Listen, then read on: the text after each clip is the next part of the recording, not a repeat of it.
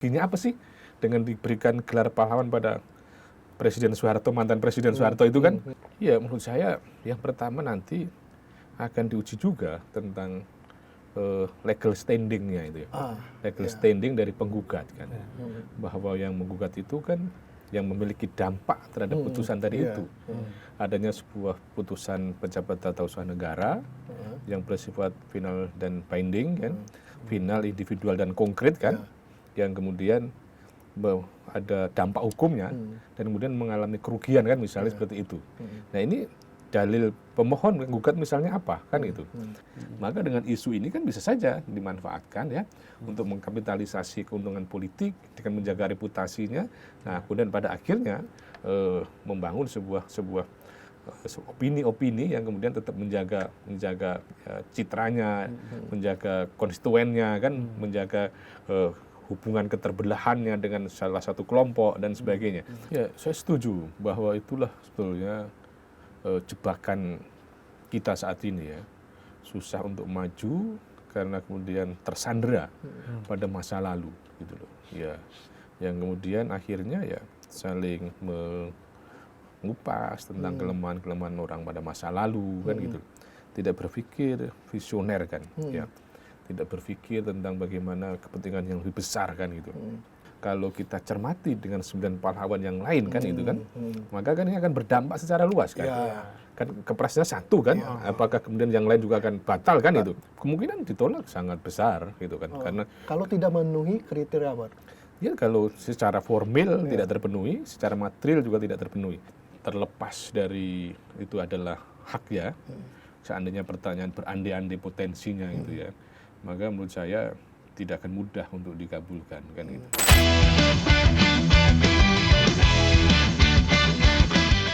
Welcome to Bebas Bicara. Pemirsa, kita kembali lagi di podcast yang luar biasa bersama dengan Bang Andi Anggana kali ini. Udah nggak solo lagi.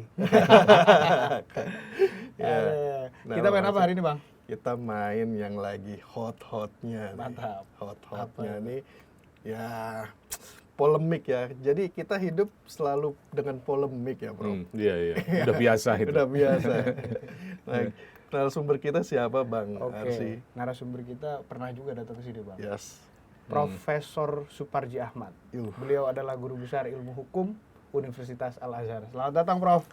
Terima kasih Mas, kembali diundang. Ya. Alhamdulillah bisa hadir lagi. Terima kasih Prof, sebuah kehormatan juga. Iya, senang sekali. Jadi gimana Bang Arsi? Jadi sebelum kita mulai podcastnya, kita agak berbeda sekarang. Siap. Kita mau, tadi itu katanya ini, ada yang harus kita tonton dulu Bang. Yuk, kita. Jadi kita tonton dulu di TV nih Prof. Kita simak ini kita dulu. Simak dulu.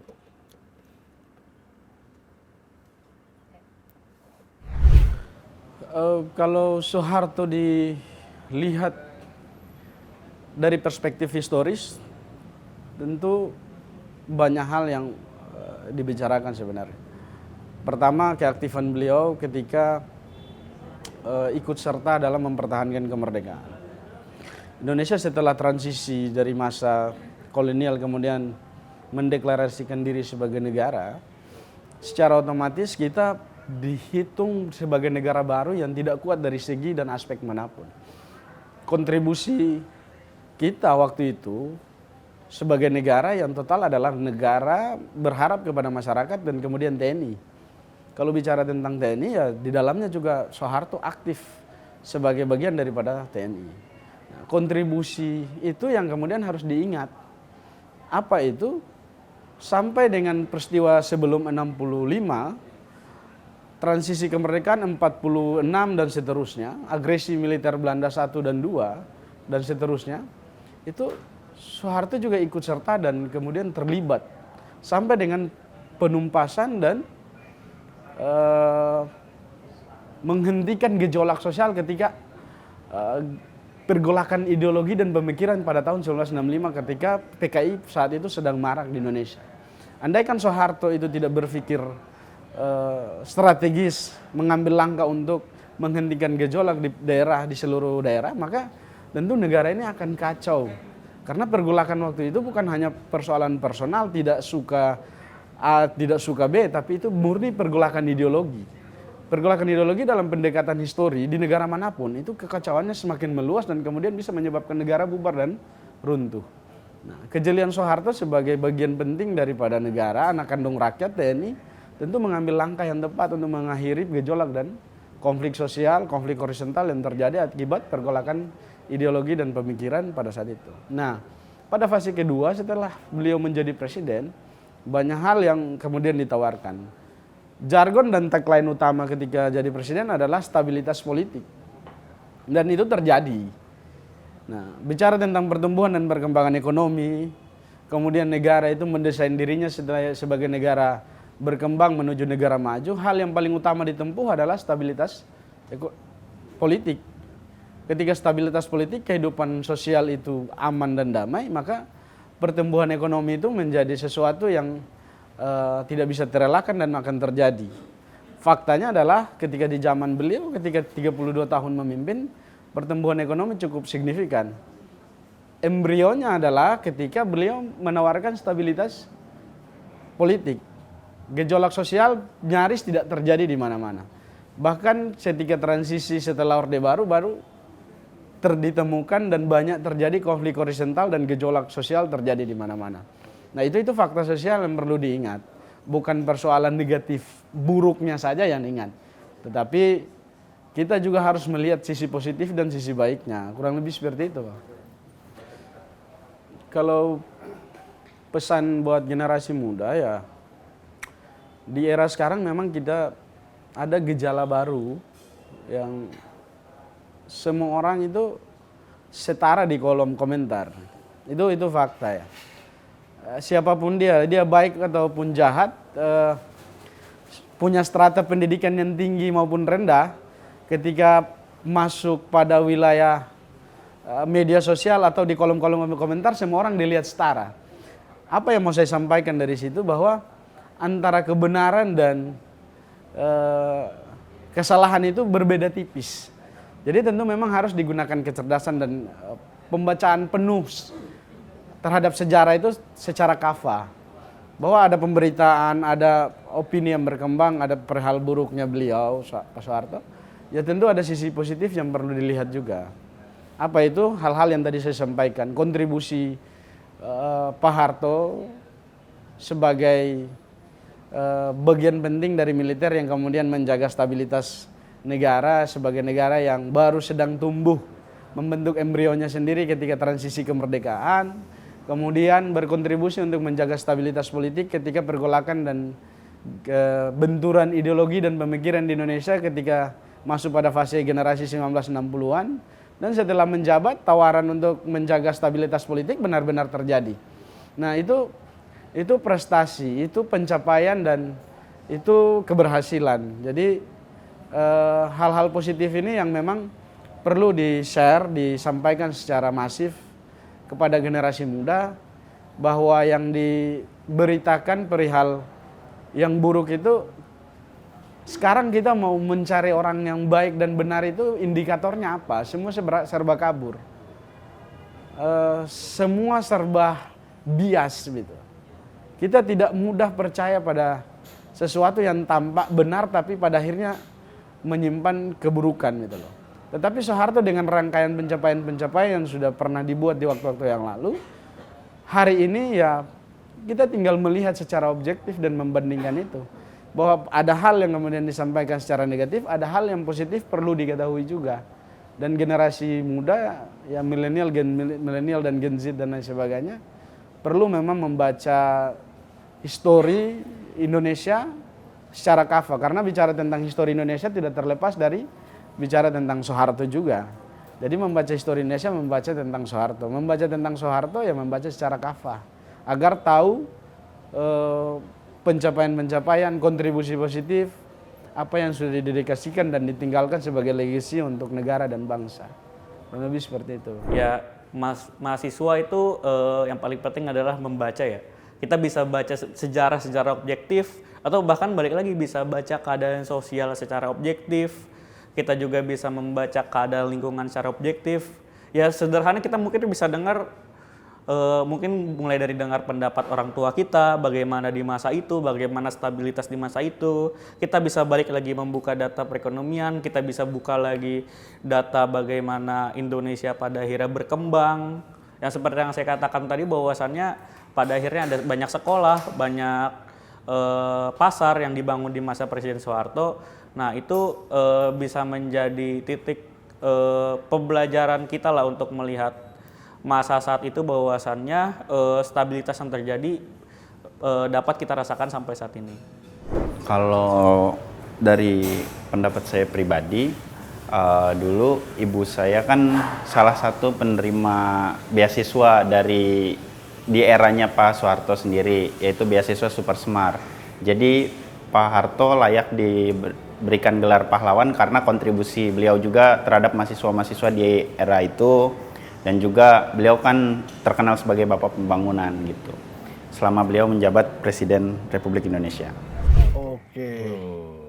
Gimana Bang Arsy? Ya, cukup Polemik ya? Polemik ya. Polemik banget ini. Polemik. Nah, gini Prof. Ini kan belakangan ini diskursus publik itu diwarnai oleh penganugerahan gelar pahlawan nasional yang diberikan Pak Presiden Prabowo Subianto kepada 10 tokoh. Begitu. Namun di antara tokoh tersebut ada salah satu tokoh yaitu Presiden kedua Republik Indonesia Pak Soeharto yang menuai kontroversi. Ada yang pro dan juga ada yang kontra terhadap penganugerahan gelar pahlawan tersebut.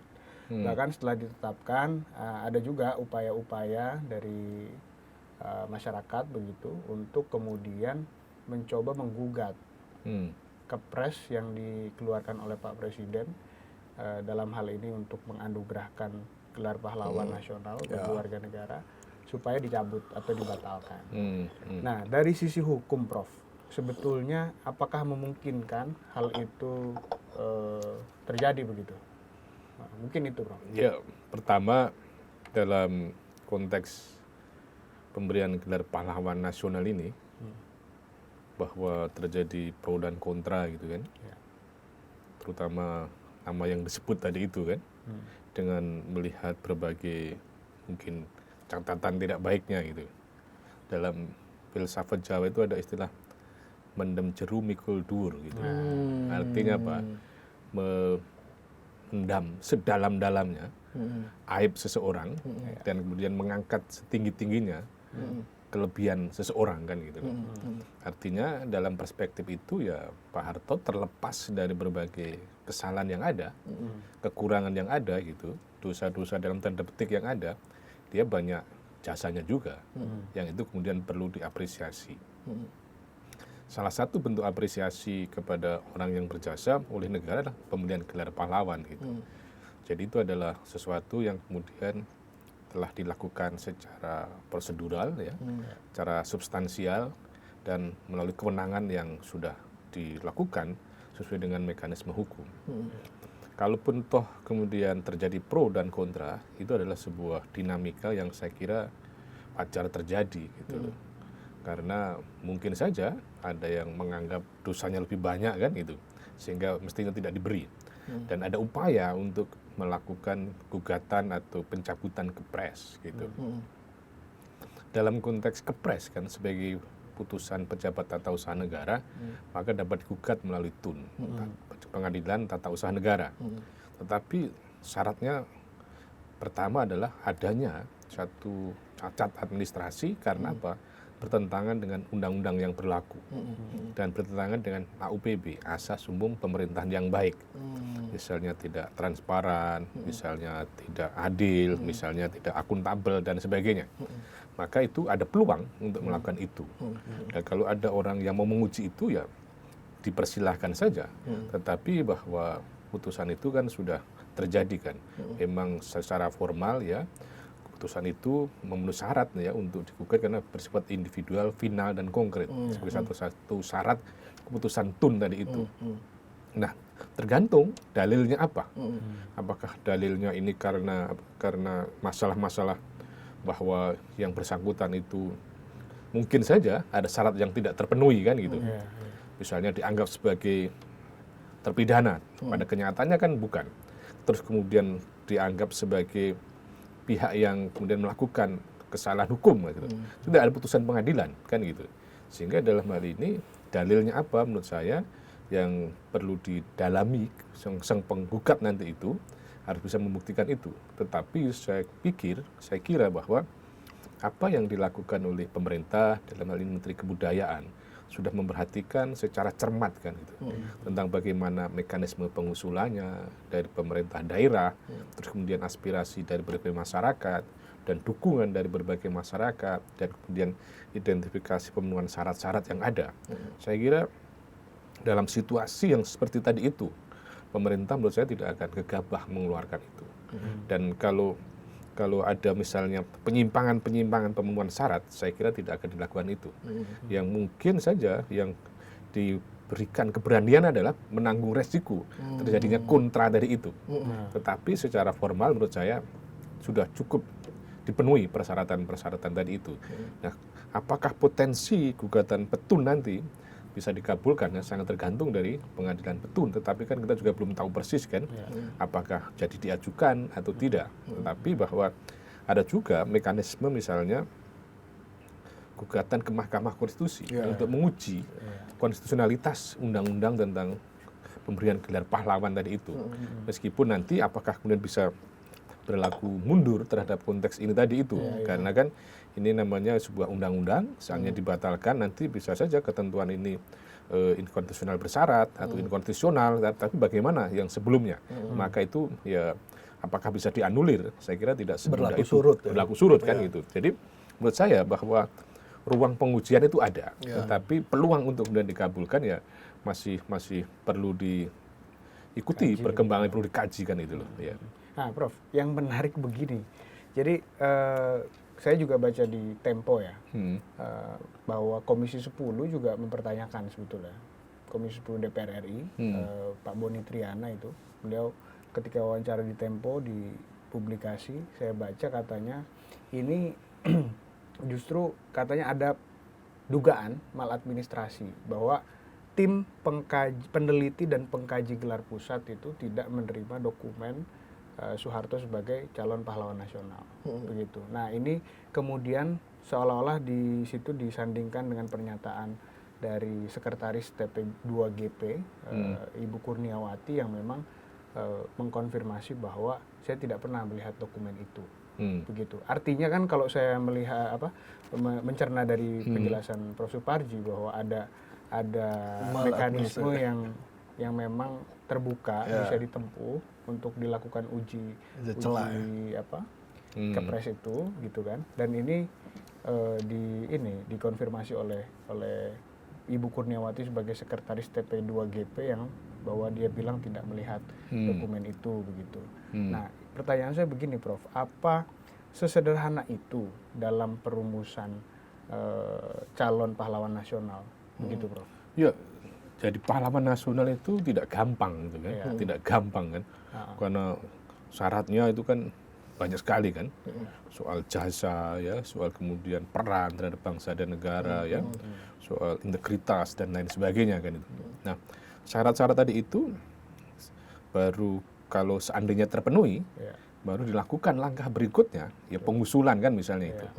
Nah, pengusulan, seandainya pengusulan pun kadang-kadang bahwa itu ada seminar di berbagai tempat kan, untuk kemudian mengkonfirmasi, menjustifikasi tentang kelayakan yang bersangkutan untuk jadi pahlawan nasional.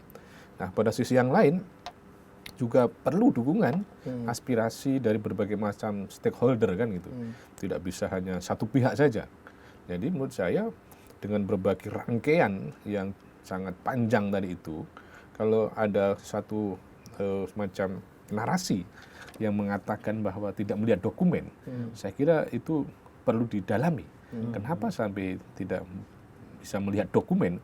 Apakah kemudian memang tidak ada atau memang tidak melihat sama sekali? Kalau sampai tidak ada dokumen, bagaimana kemudian dia mengajukan prosesnya? Kan tidak mungkin ujuk-ujuk keluar kepres kan?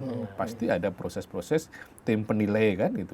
Dan kemudian ada menteri yang kemudian sebagai ketua kalau misalnya itu tentang mekanisme tadi itu kan, dan baru kemudian presiden akan melakukan penilaian kan itu. Jadi menurut saya bahwa yang dinilai itu kan satu soal dokumen administrasi kan, tentang verifikasi administrasinya.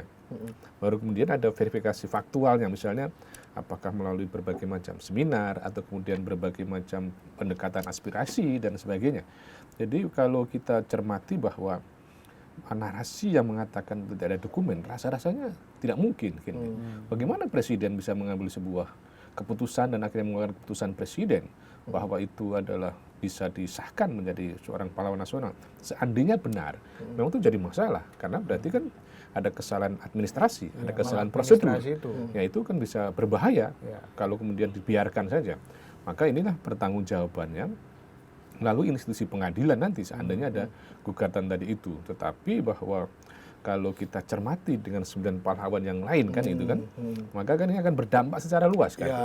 Kan kepresnya satu kan, apakah kemudian yang lain juga akan batal kan itu? Takutnya implikasinya semuanya juga. Iya juga batal kan satu keputusan presiden. Biasanya gimana Prof? Kalau yang diuji kepresnya, apakah unit person-personnya atau semuanya dalam kepres itu? Iya, jadi kan tergantung dari petitum dari pemohon kan gitu loh. Apakah kemudian akan menyatakan sah tidak sah secara keseluruhan atau kemudian keputusan presiden dengan syarat tertentu saja misalnya hanya ketentuan misalnya satu diktum saja nama ini dan sebagainya. Tetapi bahwa ketika kemudian ini melihat suatu kepres maka ya akan berdampak secara luas kan. Misalnya keputusan presiden ini dinyatakan batal karena bertentangan dengan prosedur ini kan gitu loh. Apa mungkin misalnya bahwa ini kepres ini batal pada bagian tertentu kan gitu. Nah, itu tuh ya tergantung dari petitum, tergantung dari apa nanti permohonan pemohon dan penggugat dan kemudian putusan dari pengadilan. Tapi ya karena mengingat satu kesatuan maka akan berdampak pada secara keseluruhan itu. Kalau saya mungkin bertanya seperti ini, Prof. Ini kan sebenarnya langkah konstitusional yang mungkin akan dilakukan oleh sejumlah warga negara Indonesia juga ya untuk menggugat secara mereka punya hak, mereka ingin menggugat akibat ketidakpuasan. Tapi seharusnya hal ini kan bisa mereka layangkan jauh-jauh sebelum misalkan ada keputusan ini dan lebih bersuara lebih keras juga kan. Nah ini mungkin Prof melihatnya seperti apa? Apakah ini hanya kekecewaan segelintir yang kemudian ingin ramai saja setelah ada kepres atau seperti apa? Ya menurut saya yang pertama nanti akan diuji juga tentang legal standingnya itu ya. Legal standing dari penggugat kan. Bahwa yang menggugat itu kan yang memiliki dampak terhadap putusan tadi itu. Adanya sebuah putusan pejabat tata usaha negara yang bersifat final dan binding kan, final, individual dan konkret kan, yang kemudian ada dampak hukumnya dan kemudian mengalami kerugian kan misalnya seperti itu. Nah ini dalil pemohon menggugat misalnya apa kan itu? Apakah memang dia memiliki legal standing itu juga akan diuji terlebih dahulu pada konteks misalnya pemeriksaan administrasi.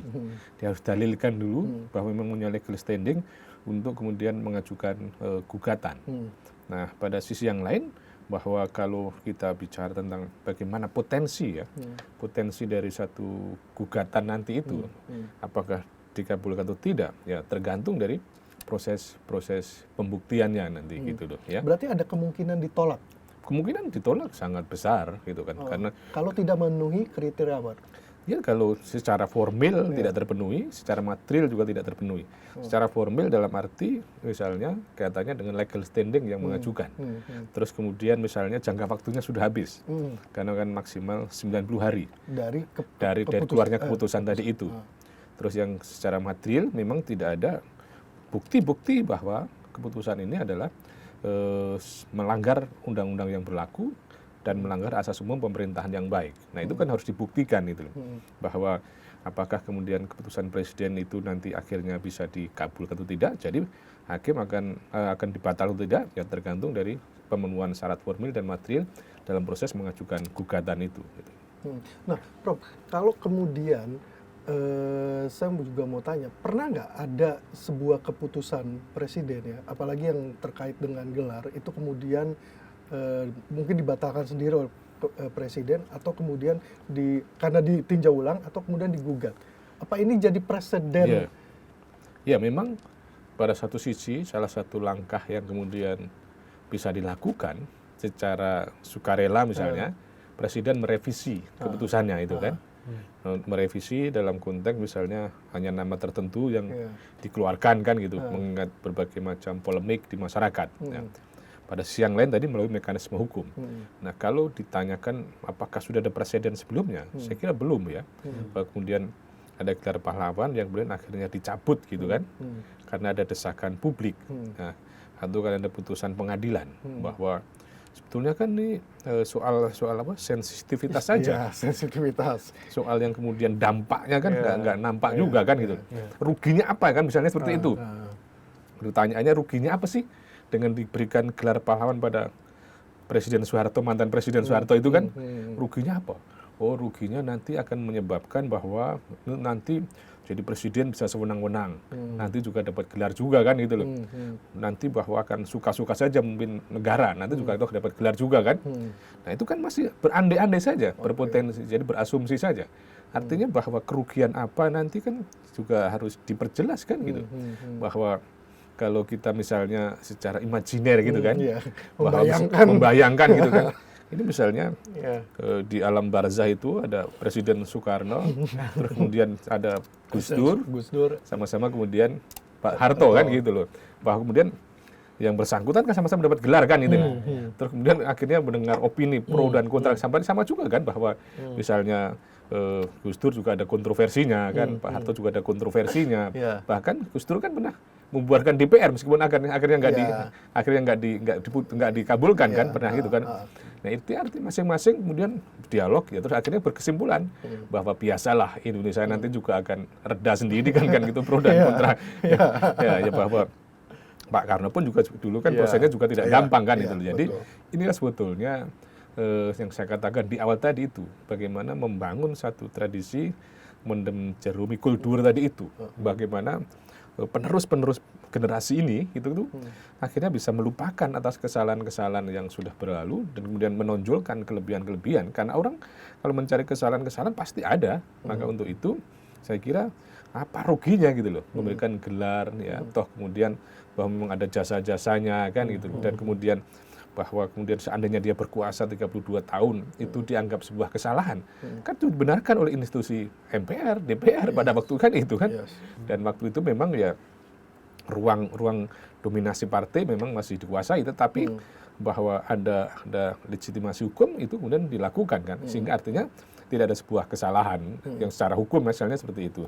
Namun semuanya bahwa tetap dihargailah yang kemudian adanya upaya-upaya kemudian mengkritik dan sebagainya sebagai pembelajaran, misalnya seorang pimpinan, seorang kepala negara, soal misalnya presiden dan sebagainya agar memimpin ke depan itu juga lebih hati-hati kan gitu, karena nanti pasti akan mendapatkan kritik oleh masyarakat seandainya melakukan sebuah kesalahan dan akan menjadi resisten seandainya diusulkan menjadi pahlawan gitu. Ya. Prof, tadi menarik juga yang dibahas soal filosofi tadi, filosofi Jawa. Apa?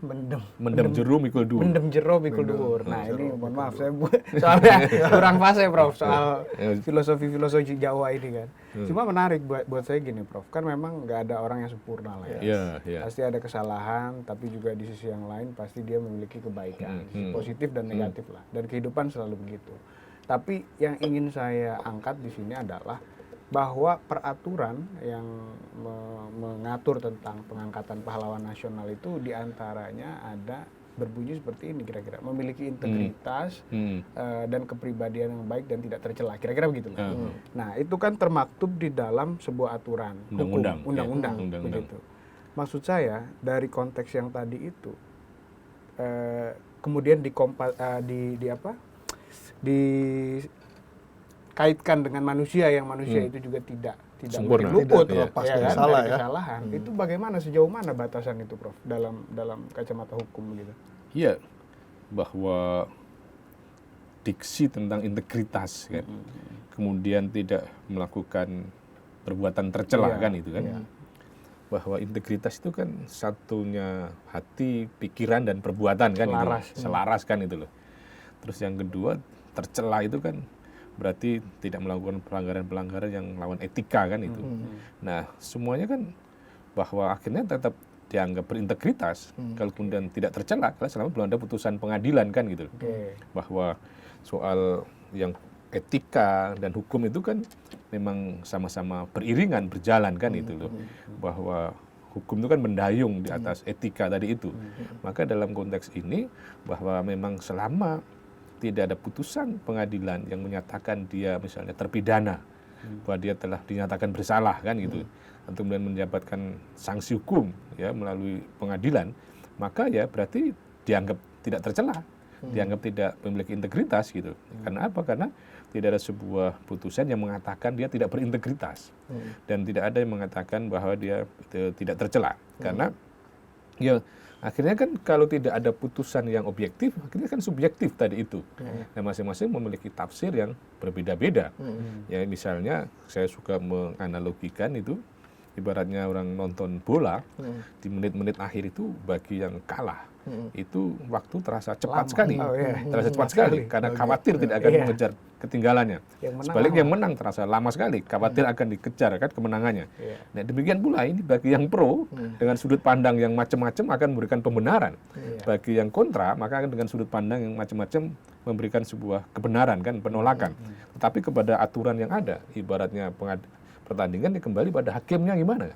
Nah ini kenyataannya kan tidak ada putusan pengadilan yang menyatakan bahwa dia tercela, yang menyatakan dia tidak berintegritas, tidak ada putusan pengadilan. Oleh karenanya panitia akhirnya memutuskan bahwa tetap memenuhi syarat, memenuhi integritas dan tidak tercela dari itu. Gitu. Oke, artinya ukuran dari sebuah tafsir tadi itu apakah tercela atau tidak, berintegritas atau tidak, itu kembali kepada legitimasi hukum berarti. Iya, memang itu yang salah satu kemudian menjadi dasar untuk menyatakan sesuatu itu tercela atau tidak ya putusan pengadilan atau kemudian adanya misalnya pertimbangan-pertimbangan lain yang kemudian misalnya dalam bentuk secara tertulis atau penilaian-penilaian yang secara objektif dilakukan oleh yang independen kan itu. Jadi bahwa yang paling kuat, yang paling mengandung unsur kepastian ya dengan adanya instrumen hukum yang kemudian menyatakan bahwa kalau ada, dia dinyatakan pernah dihukum misalnya 10 tahun penjara misalnya, berarti kan tidak ada dalil dia integritas kan. Nyatanya pengadilan memvonis seperti itu. Bahwa dia dibilang tidak tercela, buktinya dia dapat vonis di pengadilan. Berarti kan dia melakukan perbuatan yang tercela kan itu. Jadi satu sisi adalah mendasarkan pada instrumen putusan hukum, tapi pada sisi yang lain juga penilaian secara objektif dari panitia tadi itu yang kemudian mengukur tadi tentang kualifikasi yang bersangkutan. Prof, ini menarik Prof. Kita seakan-akan kayaknya demokrasi kita ini selalu terbelah. Dari sudut pandang profesor, guru besar. Kenapa kita selalu melihat masa lalu itu nggak pernah selesai gitu? Artinya kita kayak terjebak pada jerat masa lalu sehingga ada pemimpin-pemimpin yang ingin memutus itu, ingin maju ke depan itu kayak berat sekali, Prof. Ya, saya setuju bahwa itulah sebetulnya jebakan kita saat ini ya. Susah untuk maju karena kemudian tersandera pada masa lalu gitu loh. Ya, yang kemudian akhirnya ya saling mengupas tentang kelemahan-kelemahan orang pada masa lalu kan gitu. Tidak berpikir visioner kan, ya. Tidak berpikir tentang bagaimana kepentingan yang lebih besar kan gitu. Misalnya kan kita sedang hiruk pikuk tentang ijazah palsu sekarang. Nah ijazah palsu kan orang bertanya, selesai. Kapan ini kepentingannya bangsa ini apa? Untungnya bangsa ini apa? Tapi pada satu sisi mengatakan bahwa ini pembelajaran bagi negara kita ke depan. Seorang pemimpin itu harus jujur, kebenarannya harus diungkapkan kan gitu. Ketika kemudian ada indikasi orang curiga, maka ungkapkan kebenaran itu tadi. Nah itu kan bagi yang kemudian menolak atau kemudian yang terus mengungkit tentang itu kan. Nah tapi bagi yang lain mengatakan, apa untungnya dia sudah selesai menjabat dan sebagainya, kenapa harus diungkit terus? Tapi itulah salah satu contoh dan ini yang persoalan yang serius bagi kita. Maka yang terpenting menurut saya adalah bagaimana memori kebangsaan kita itu membingkai dengan baik ya antara hukum dan demokrasi. Bahwa maka kan kuat sekali kan kedudukan hukum dan demokrasi itu. Konstitusi kita pasal 1 ya ayat 1, 2 dan 3 itu kan bicara tentang demokrasi bicara tentang hukum. Ya.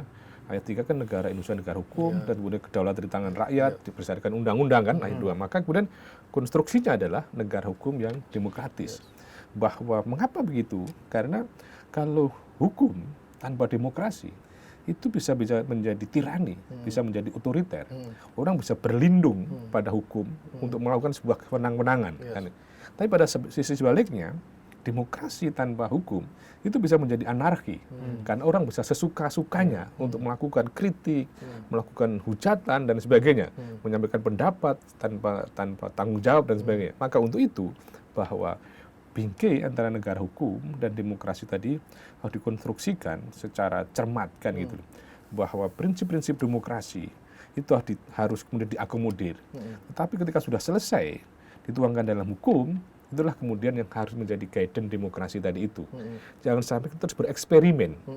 Kita bereksperimen lagi. Misalnya sekarang orang lagi rame lagi membahas dulu pemilu terpisah. Kemarin pemilu serentak, ternyata banyak musibah kan itu. Akhirnya sekarang dipisah lagi, pemilu lokal dan pemilu nasional. Eksperimen terus itu kemudian terjadi. Maka itulah pentingnya bagaimana para penyelenggara ini memiliki visi jauh ke depan, menyusun sebuah undang-undang, menyusun sebuah kebijakan yang duduk di pemerintahan, eksekutif maupun legislatif itu harus memiliki visi yang jauh ke depan, bahwa kemudian menyusun sebuah undang-undang itu harus ada kepastian, ada kemanfaatan, ada keadilan kan itu harus jelaskan itu. Jadi kaitan dengan soal bagaimana kita bisa langsung maju ke depan dan bisa melupakan masa lalu yang ada, maka ya sangat tergantung dari kepemimpinan nasional ya itu kan. Terus dari elit politiknya. Nah, elit politik kalau memberikan contoh yang baik kan gitu kan, maka juga akan terjadi suatu fenomena yang baik ke bawah itu. Jadi menurut saya kalau kita cermati ya ini kembali bagaimana rekrutmen pengisian jabatan politik kan yang duduk di misalnya DPR, DPRD, DPD, jadi menteri, jadi wakil menteri, jadi presiden, wakil presiden itu harus betul-betul orang pilihan sehingga ketika kemudian mereka menjalankan tugas dan kewenangan memiliki visi jauh ke depan. Jadi memang salah satu persoalan yang sangat serius kita ini tersandera masa lalu, kemudian terjebak pada kemudian saling melemahkan dan kita abai kemudian untuk maju ke depan secara bersama-sama gitu.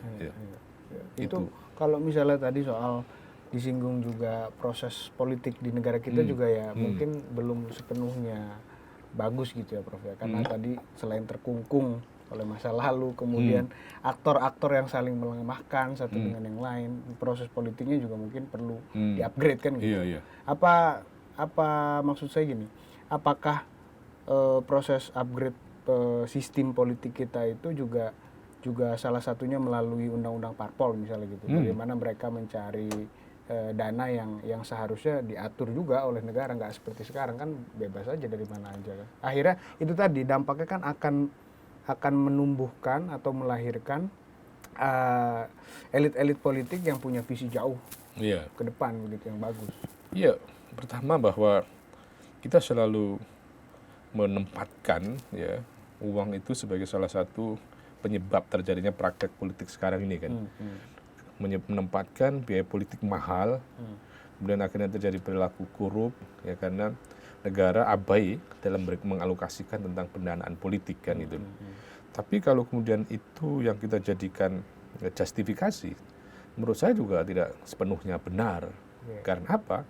Karena diberi uang seberapapun, kalau tidak ada integritas, maka juga akan lemah kan gitu loh. Maka disitulah betulnya kembali pada integritas seseorang kan itu. Bagaimana elit-elit partai itu kan ketika memilih ya calon-calon wakil rakyatnya itu orang-orang yang memang betul bukan karena oligarki politik maupun oligarki ekonomi. Soal yang paling krusial kita ini kan oligarki ekonomi, oligarki politik kan itu. Maka ketika itu yang terjadi ya susah untuk kemudian lepas, pasti akan tersandra. Jadi kalau kita cermati secara komprehensif, negara kita berada dalam situasi yang kemudian perlu adanya semacam perubahan secara radikal dalam konteks politik maupun ekonomi. Karena apa? karena itu tadi berada pada lingkaran-lingkaran tertentu saja yang tidak terdistribusi dengan baik. Nah kalau itu yang terjadi kan menyebabkan pilihannya bukan pilihan yang terbaik. Nah jadi menurut saya kan ibaratnya orang cari pemain bola itu kan, ya akhirnya ya siapa yang dekat saja pemain yang direkrut kemudian kan itu, yang akhirnya menyebabkan hasilnya tidak baik. Nah mestinya kan betul-betul cari yang berbakat, cari yang punya motivasi yang baik meskipun tidak ada kedekatan sama sekali. Maka untuk itu Meritokrasi ya, meritokrasi itulah yang kemudian harus dikedepankan. Jadi persoalan uang memang seringkali mengungkap bahwa uang bukan segala-galanya, tapi segala-galanya memang butuh uang, katanya begitu. Tetapi kalau kemudian akhirnya yang jadi kesalahan, sumber kesalahan uang, ya tidak akan selesai kan gitu loh. Jadi harus ada kerelaan elit partai ini memilih orang-orang yang memang punya kualitas, ya, terus kemudian mumpuni dalam konteks kredibilitasnya, tapi kemudian dia tidak mampu secara ekonomi, ya itu harus diberikan ruang untuk itu, gitu. Atau mungkin jangan-jangan juga terkait isu ini ada yang sebenarnya menikmati juga gitu, mengail di air keruh gitu, Prof. Ya sekarang kan memang keuntungan itu kan tidak semata-mata hanya sekedar keuntungan ekonomi kan, ada keuntungan politik.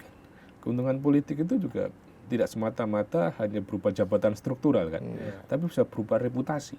Ya berupa itu reputasi itu kan sebuah keuntungan yang kemudian bisa dikapitalisasi. Maka dengan isu ini kan bisa saja dimanfaatkan ya untuk mengkapitalisasi keuntungan politik dengan menjaga reputasinya. Nah kemudian pada akhirnya membangun sebuah opini-opini yang kemudian tetap menjaga citranya, menjaga konstituennya kan, menjaga hubungan keterbelahannya dengan salah satu kelompok dan sebagainya. Maka menurut saya ini yang sebetulnya tidak boleh dilakukan. Bahwa sebetulnya ya, objektif saja, ya kalau apa adanya lah gitu loh. Ya kalau memang benar katakan benar, jangan ada apa-apanya. Persoalan ini kan kita ini seringkali terjadi karena ada apa-apanya gitu. Selalu ngomong apa, ada sesuatu yang tersembunyi kan gitu. Udang di balik batu. Ada bulan itu, bukan apa adanya. Nah ini kalau kita apa adanya, yang kemudian ini sudah diputuskan presiden kan, bahwa presiden punya kekuasaan itu, presiden punya kewenangan itu, dan orangnya memang juga punya jasa untuk itu, ya sudah terima saja. Nah terus kalau kemudian mengkritik terus ada apanya terusnya kan itu, apakah karena memang ini ada kesalahan, apakah kemudian ada kelemahan pada masa lalu, toh semuanya juga tidak sempurna kan gitu, ada kesalahan dan kelemahan tadi itu. Saya takutnya malah kalau ada diksi baru itu ini, Prof. Dendam struktural. Iya. Iya, itu memang Jadi bukan hanya miskin struktural, Bang. Itu ada diksi baru, dendam struktural yang nggak habis-habis, Prof. Ya memang itu kan realitas kita kan. Ini kayaknya masalah bangsa kita juga. Masalah kita. Coba lihat sejarahnya. Bagaimana Presiden Soekarno dengan Presiden Soeharto itu kan tidak akur juga. Terus kemudian Soeharto ke mana? Habibie. Ada luka juga kan di keluarga Soeharto kan. Dari Habibie ke Gus Dur itu kan juga tidak sepenuhnya kan. Karena waktu itu Habibie kan ditolak sidang laporannya kan, pasti ada luka yang mendalam kan. Gus Dur ke Megawati. Gus Dur kan sakit hati kan, belum jabatan belum habis kan. Megawati ke SBY juga seperti itu kan. Luka sampai sekarang terjaga kan. Iya, dikenal ini, Prof. Selalu Presiden Republik Indonesia itu berakhir dengan crash landing. Nah, iya, itu. Terus kemudian dari siapa itu? SBY ke Jokowi relatif baik ya, meskipun kan, dan kemudian Jokowi ke Prabowo ini udah mulai relatif. Tetapi ternyata ada yang lain yang tidak suka kan itu. Nah itu yang memang ada fenomena histeris seperti itu yang kita mestinya mengingatkan itu supaya kemudian itu tidak terjadi kan. Berpikirlah untuk kepentingan bangsa yang objektif lah gitu, kepentingan bangsa yang memang itu benar-benar secara faktual bermanfaat kan itu. Jadi ya jangan setiap isu dimainkan, setiap isu digiring dan sebagainya yang itu menimbulkan keletihan politik, keletihan publik dan sebagainya yang sebetulnya tidak ada korelasi positif terhadap pengembangan bangsa dan negara kita ini gitu loh. Ya. Nah, Prof, terus ini yang terkait dengan penganugerahan kemarin itu tanggal 10 November kan ada 10 tokoh, Prof. Nah, dan tokoh-tokoh ini kan sebenarnya dari latar belakang yang berbeda-beda. Iya kan? Dan di situ yang ada yang menarik menurut saya. Maksud saya dari kalangan buruh misalnya ada Marsina, ya kan. Kemudian dari kalangan NU-nya ada Gus Dur. Iya. Kemudian dari apa namanya? Sumatera Barat ada. Sumatera Barat juga Ada ada. Sarwo Edi, Iya, ada Pak Tentara Sarwo Edi ada. dari Iya. tentara, termasuk Pak Soeharto begitu kan. Hmm. Nah, cuman kan ada beberapa pihak juga yang melontarkan kritik begini, kenapa itu disandingkan dalam satu ini? Kalau Prof melihatnya bagaimana? Apakah itu memang Kalau apa? wajar aja. Ya biasa saja atau justru malah itu semangat yang bagus misalnya atau Ya, seperti menurut saya itu hal yang wajar kan, Ya. bahwa momentumnya 10 November, penganugerahan gelar pahlawan, dan kemudian ada usulan ya nama-nama tersebut, dan menurut penilaian sudah cukup ya, kemudian akhirnya dianugerahkan tentang itu, dan tidak perlu kemudian didikotomi, dipolarisasi kan gitu loh antara para penerima penganugerahan gelar tadi itu. Tetapi saya kira bahwa apa yang dilakukan oleh tim penilai kemudian presiden ya semata-mata karena pertimbangan-pertimbangan yang memang secara objektif telah memenuhi syarat tadi itu. Tidak perlu kemudian dihadap-hadapkan kan, dikonfrontasikan. Kenapa Gus Dur berbarengan dengan Pak Harto misalnya kan itu. Saya kira tidak ada relevansinya untuk mengkonfrontasikan itu. Bahkan yang paling sederhana mungkin mereka yang almarhum ini nggak peduli juga gitu loh. Udah nggak mikir juga kan. Ngapain mau digelar, mau diapain kan juga kan. Masalahnya itu jadi syarat, Prof. Iya. Kalau belum almarhum nggak bisa. Nah, iya dapat gelar artinya, pahlawan. artinya yang meributkan kan yang masih hidup kan gitu loh. Iya. Yang bagi yang meninggal kan yang penting doanya saja. Iya. Apakah rugi Karena kalau sudah selesai. sudah selesai kan, orang mengirim doa pada para leluhurnya kan. Jadi menurut saya kan tidak perlu dipanjangkan tentang itu kan. Karena apa? Karena memang ya apa untungnya kan itu. Nah, kita kalau memang ada kesalahan ya perbaiki, koreksi supaya lebih baik ke depan kan menurut saya. Tapi secara substansial bahwa itu sudah memenuhi syarat dan secara prosedur juga sudah dilalui, dan secara kewenangan itu jadi otoritas dari presiden kan itu. Hak prerogatif. Karena memang dalam konteks kita menilai sesuatu kan 3 hal tadi, substansi, prosedur, dan kewenangan kan itu. Kalau 3-3 sudah memenuhi syarat ya nggak ada masalah kan, kecuali kan ternyata prosedurnya salah, terus dilakukan dengan sewenang-wenang kan, kemudian substansinya tidak memenuhi syarat, ya itu ada masalah lain. Tapi menurut saya kira mereka para penilai ini juga sangat juga peduli kan. Ini sesuatu yang sensitif kan gitu. Pasti dia akan hati-hati melakukan itu dan tidak akan gegabah, mengingat juga tahun-tahun sebelumnya juga sudah ditolak gitu loh. Bang Asri, menarik banget, Menarik, tapi menarik. waktu kita juga nggak banyak. Terbatas. Iya. Nah, Satu dari saya, Prof. iya. Peluang dari gugatan ini menurut Prof dari kacamata hukum, ya saya yakin Prof punya kacamata hukum yang lebih detail dari saya, seperti apa? Iya, kita tentunya terlepas dari itu adalah hak ya. Seandainya pertanyaan berandai-andai potensinya gitu ya, maka menurut saya tidak akan mudah untuk dikabulkan kan itu. Kalau saya mengatakan bahwa nanti akan ditolak itu kan prematur lah ya. Tapi bahasa halusnya adalah tidak mudah untuk dikabulkan. Pertama dari pemeriksaan misalnya yang awal saja tentang kedudukannya, legal standingnya kan, tentang dalil kerugiannya misalnya apa kan, akibat hukumnya pada penggugat apa misalnya itu juga menarik untuk diperhatikan. Kemudian yang kedua secara material juga apakah memang ada kepres ini, substansi kepres ini bertentangan dengan undang-undang atau bertentangan dengan asas pemerintahan yang baik atau tidak. Karena nanti ya gugatan di petun itu seandainya ya, kan dia juga akan ada pemeriksaan yang secara mendalam kan itu, dengan berdasarkan alat bukti yang diajukan. Jadi dalam konstruksi seperti tadi itu menurut saya ya perlu kerja keras ya para penggugat untuk bisa dikabulkan, tapi secara keseluruhan rasanya tidak mudah untuk bisa dikabulkan itu.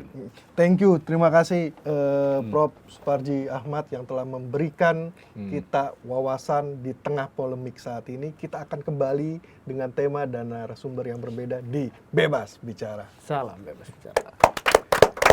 Thank you, Prof. Terima kasih. Terima kasih, Prof. Terima kasih.